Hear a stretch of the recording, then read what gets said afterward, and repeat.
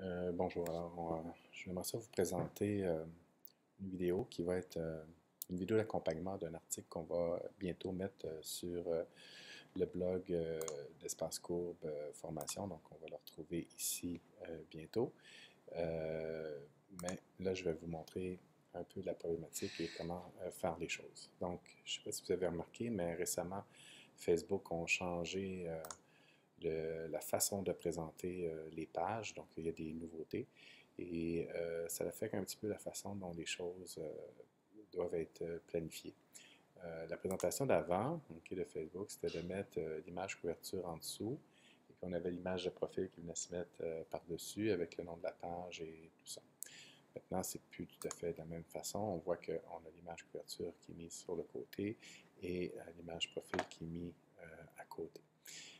Nous, on se servait beaucoup de cette chose-là pour donner un genre d'ambiance. Donc, on mettait l'image couverture, on pouvait mettre une image de fond, un petit peu comme on a sur notre page Twitter. Donc, ça, c'était vu comme une image de fond, puis par-dessus, venait se mettre le logo. Mais avec la nouvelle présentation, là, ça ne marche plus très bien. Donc, il va falloir qu'on change notre image couverture, puis de mettre vraiment quelque chose qui se tient par soi-même, vu qu'il n'est plus maintenant supporté avec le logo. Fait que si on analyse un petit peu le changement, donc ça, quand l'article de blog va être lancé, vous pourrez l'imprimer puis le regarder en détail, mais le haut du pli, okay, dans Facebook, est maintenant divisé en ces régions-là. Donc, la première partie, c'est l'image couverture. Après ça, vous avez l'image de profil. L'identifiant de la page apparaît ici. Puis là, on voit rajouter aussi l'identifiant formel okay, de la page. Là, nous, c'est un petit peu long, qu'on a M qui se retrouve sur la ligne tout seul. Après ça, on a ce qu'on appelle les onglets okay, qui sont déplacés ici. On a les boutons d'action, j'aime, s'abonner et compagnie. On a un bouton d'appel à l'action, un call to action en anglais qui peut être configuré, puis on va le faire dans quelques minutes. Les catégories qui sont mises ici, au lieu d'être mises ici comme c'était le cas. Et on a aussi possibilité de faire une recherche dans les publications. Donc ça, c'est les différents morceaux.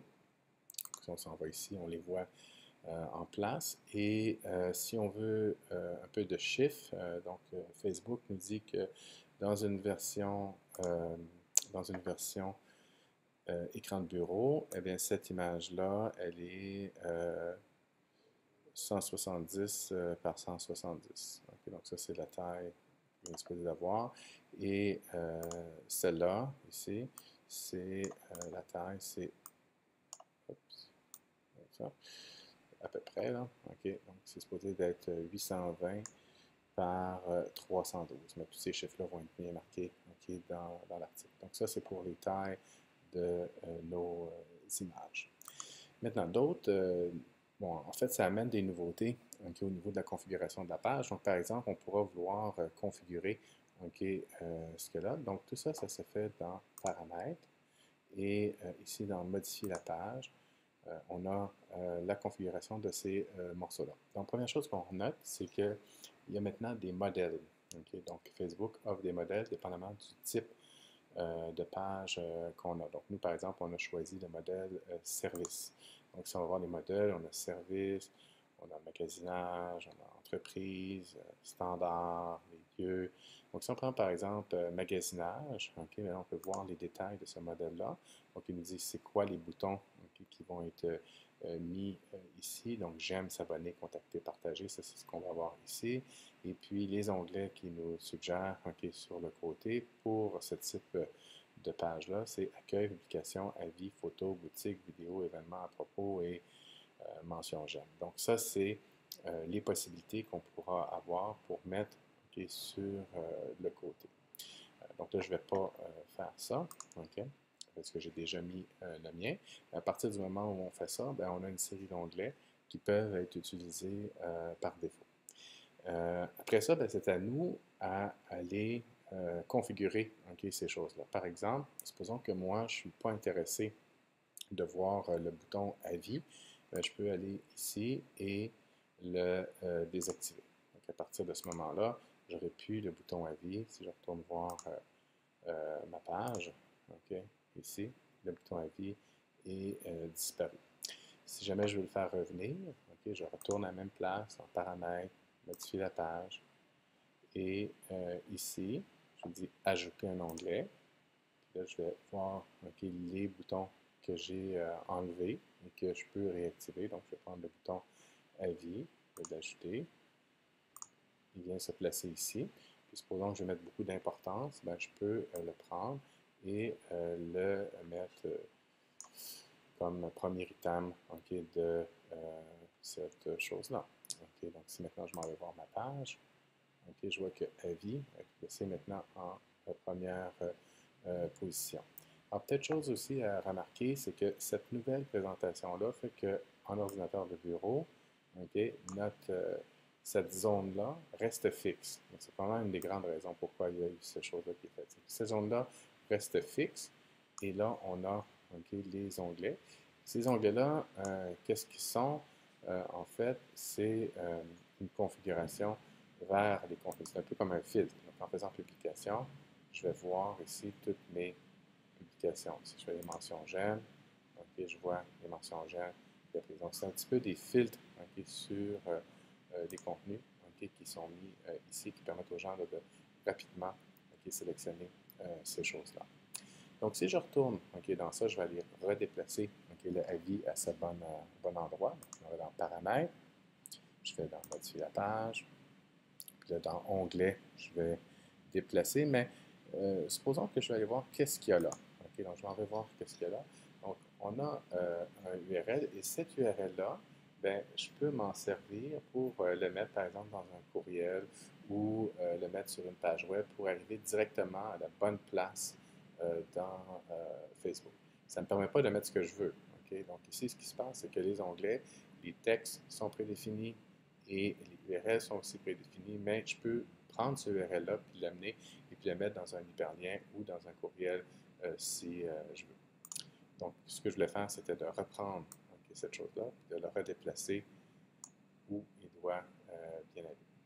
Donc, ça termine la configuration de ces deux éléments-là.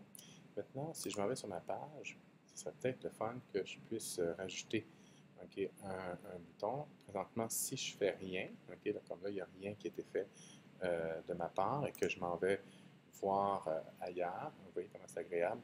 Donc là, ici, je ne suis pas branché, je vais dire plus tard, et le bouton marque envoyer un message.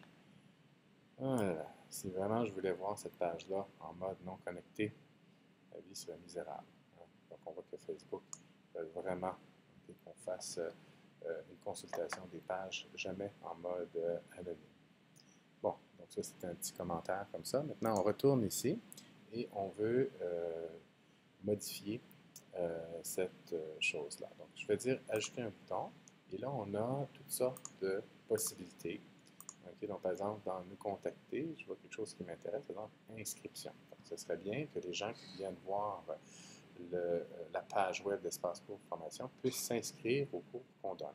Donc, on va cliquer inscription et là, je peux mettre un URL qui va vous amener sur notre site Internet. Donc, on s'en va ici et si, par exemple, je voudrais que vous inscriviez au cours de créer et gérer une page Facebook pour un organisme dans lequel on explique toutes ces choses-là, eh bien, je prendrai le URL ici, copier, je m'en vais ici, coller,